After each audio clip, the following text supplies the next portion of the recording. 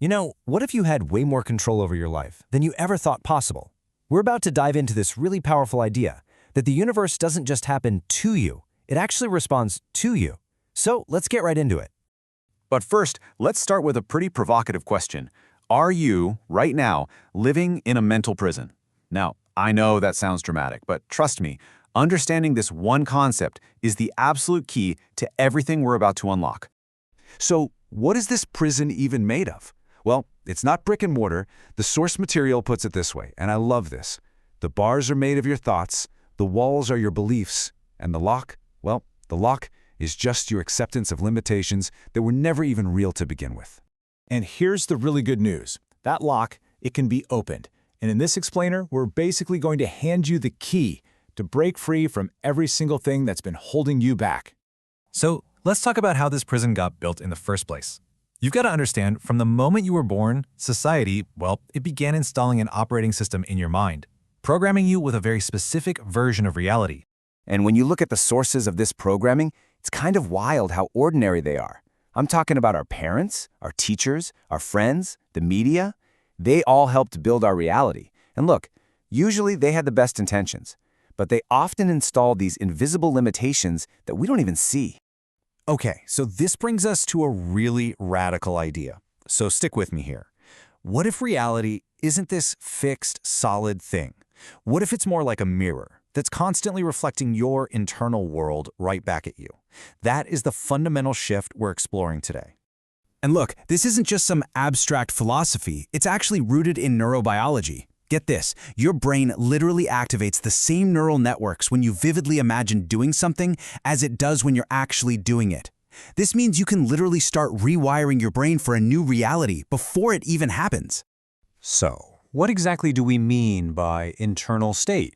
Well, think of it like this. It's the combination of your most dominant thoughts, your core beliefs, and your go-to emotions all mixed together. It's kind of like your own unique energetic signature. And that internal state, it isn't just sitting there quietly. Oh no, it's constantly broadcasting a signal out into the universe, almost like a giant radio tower, sending out a very specific frequency. And here's the kicker. That signal directly creates the external reality you see and experience. It's a cause and effect thing. If you can change your internal state, the reflection you see in that mirror has to change along with it. So this brings us to the solution, right? If you want different results in your life, you can't just try to do different things. It goes deeper than that. You have to actually become a different person on a fundamental level. This slide just lays it out so perfectly. See, changing what you do is temporary. It's all on the surface. It's like trying to wipe the mirror to change the reflection. But changing who you are, your core identity, that's deep and it's permanent. That's like changing the actual person standing in front of the mirror. The reflection has no choice but to follow. So instead of asking, what do I need to do to get what I want, the source material says to ask this way more powerful question. This question shifts your whole focus from just doing things to becoming someone. Because when you become the right person, the right actions, they just happen naturally. All right, theory is great, but how do we actually do this? Let's get practical. Let's move from the what to the how. A clear, actionable plan for designing a brand new reality starting from the inside out.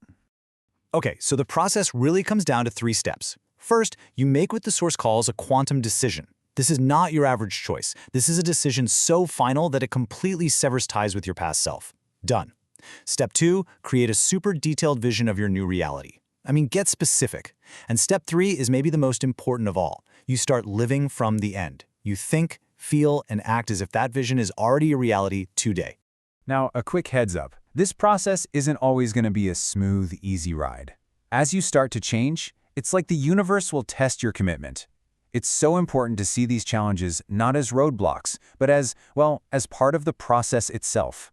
And you'll probably recognize these tests when they show up. You'll get tempted to just give up or maybe settle for something that's just good enough. People from your past might not get it. They might doubt your new direction. All these moments are designed to see if you are truly 100% committed to this new version of yourself. And this is exactly why you have to protect your new identity.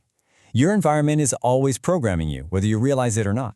That means you have to get almost ruthless about curating the people, the content, and the conversations you allow into your world. And your actions have to follow suit. This is a big one.